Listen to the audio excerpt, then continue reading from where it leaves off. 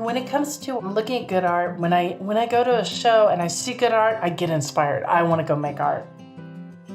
Art is kind of a living seed of the culture. It's beautiful, it's about color. It's kind of a vessel, and you can bring to it and connect to it as much as you want to dig in. In mainstream culture, there's this kind of assumption like, oh, well, no one knows about Native art, so we're just gonna break it down simply. And I really love challenging people's expectations. When people think they know what Native art looks like, I'm like, no, you don't. I'm America Meredith, and I belong to the Cherokee Nation, and I am the publishing editor of First American Art magazine, and I'm a visual artist, although that's kind of been put on the back burner, because right now, I mean, really, why are we creating art if no one understands it and there's no dialogue about it?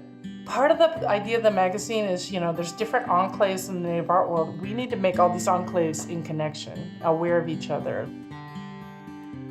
The two themes of what we cover is it has to be art and it has to be by Native peoples of Americas.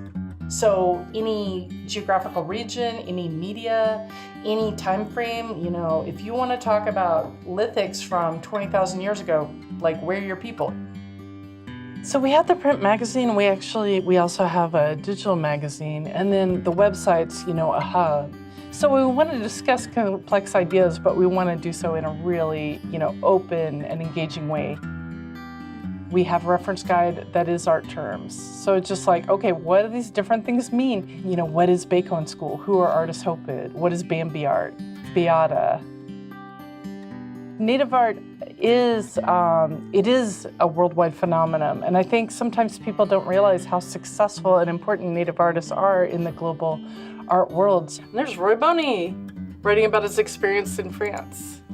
I think in a perfect world, I could be a full-time artist, but I don't think I'm the best art writer. I don't think I'm the best editor, but it's just, sometimes something needs to be done. And it's more important for me to facilitate this conversation than it is to me to make my own art. But I miss doing art. I always put one of my pieces in my little editorials. My style is like hyper eclectic, like uber eclectic. You can look at my art and there's a art history lesson in every one, because I'll use old Cherokee ceramic patterns, basketry patterns, just different aspects of our historical art, like rope it up and put it in the painting. So this just got shipped back from the Museum of Indian Arts and Culture in Santa Fe. It was in the show. But it's Will Rogers, the G-Stew. We all know G-Stew, there we are, G-Stew, the trickster. And I guess growing up when Will was a little boy, that was his Cherokee nickname. I think G-Stew, even though G-Stew gets in scrapes, he always has a good heart. There's always a lot to learn from him. I think art is definitely a way for me to explore and ask questions, and then to put it out in the world and have this greater dialogue. And I think something interesting in Native art is people are constantly recuperating lost arts, because, we have to be honest, there's been major efforts by the strongest nations on the planet to wipe out our cultures. So this is this incredible time of people being able to just reclaim who they are and what their history is artistically.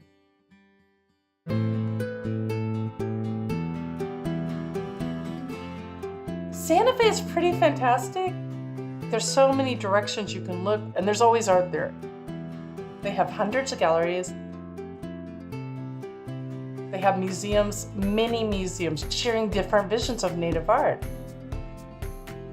So I love the fact that it's far enough away from, Paris or New York that it's been able to kind of have its own art history.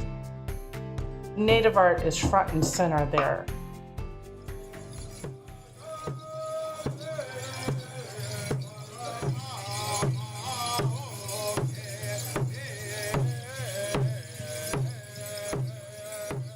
So this year they introduced the idea of Native Art Week, because there's an incredible amount of art activities. And of course, SWAIA's Santa Fe Indian Market, it's the largest art market. It's the oldest art market in the United States.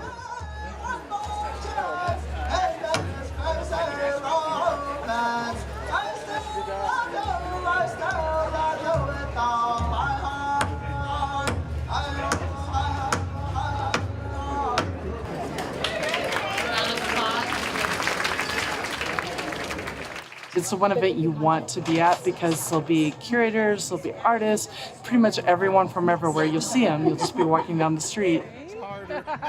Oh, no. Just as far as just celebrating what we're all doing and getting a quick assessment of what's happening right now in Indian country, this is a place to be.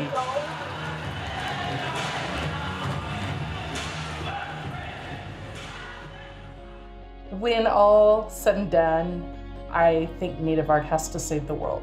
That might sound kind of romantic, but I think the reality is that Native people have the knowledge of how to live on this planet. And the art's a way to envision it. If we can picture and project what we want to happen, that will inspire us to actually do it. I hope that I really spread Native art beyond its borders, and I hope I make it part of just many different cultures' everyday conversation. That would be my dream.